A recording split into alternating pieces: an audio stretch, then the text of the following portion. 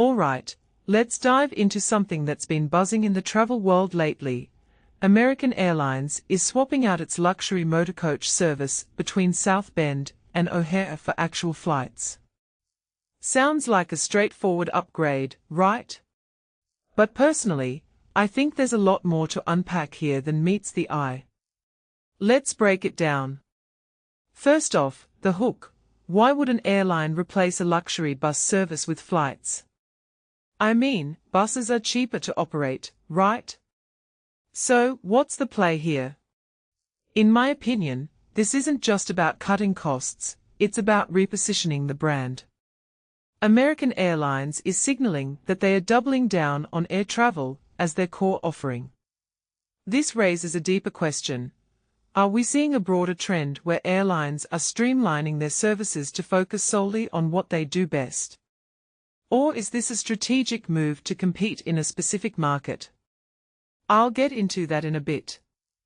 Now, let's talk about the logistics. The new flights will run 3 times a day, each seating 65 people. That's a pretty significant shift from the bus service, which likely had a different capacity and schedule. One thing that immediately stands out is the frequency. 3 flights a day is a lot for such a short route. What this really suggests is that there's enough demand to justify it, which is fascinating. South Bend to O'Hare isn't exactly a high-traffic route, so this move implies that American Airlines sees untapped potential here. Or maybe they are trying to capture a specific demographic, business travelers, perhaps. What many people don't realize is that these smaller routes can be goldmines if you cater to the right audience. Another detail I find fascinating is the timing. The bus service ends on October 4th, and the flights take over immediately. That's a pretty seamless transition, which tells me this has been in the works for a while. From my perspective, this level of coordination shows that American Airlines is confident in their decision. They are not testing the waters, they are diving in headfirst. But here's where it gets interesting. What happens to the people who preferred the bus? Not everyone likes flying, even for short distances. This raises a deeper question about customer preferences, and whether airlines are risking alienating a segment of their audience by making such a bold change.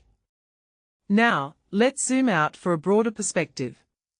This move fits into a larger trend in the airline industry: consolidation and specialization. Airlines are increasingly focusing on what they do best and shedding ancillary services. If you take a step back and think about it, this could be American Airlines saying, "We are an airline, not a bus company." But what makes this really interesting is the timing. With travel rebounding post-pandemic, airlines are re-evaluating their strategies. Are they betting on a future where short-haul flights become the norm, even for routes that could be serviced by ground transportation? Personally, I think this is a calculated risk, one that could pay off if they've read the market correctly. Finally, let's talk about the passengers. Anyone who's already booked the bus service will be automatically rebooked on the flights. That's a smart move to minimize backlash, but it also raises a question: will these passengers be happy about the change? Some might prefer the flexibility of a bus schedule or the ground-level experience. In my opinion, this is where American Airlines needs to be proactive in communicating the benefits of the switch. Otherwise, they risk losing goodwill. So, what's the takeaway here? This isn't just a minor service change, it's a strategic pivot that could signal bigger shifts in the industry. Personally, I'll be keeping a close eye on how this plays out. Will other airlines follow suit?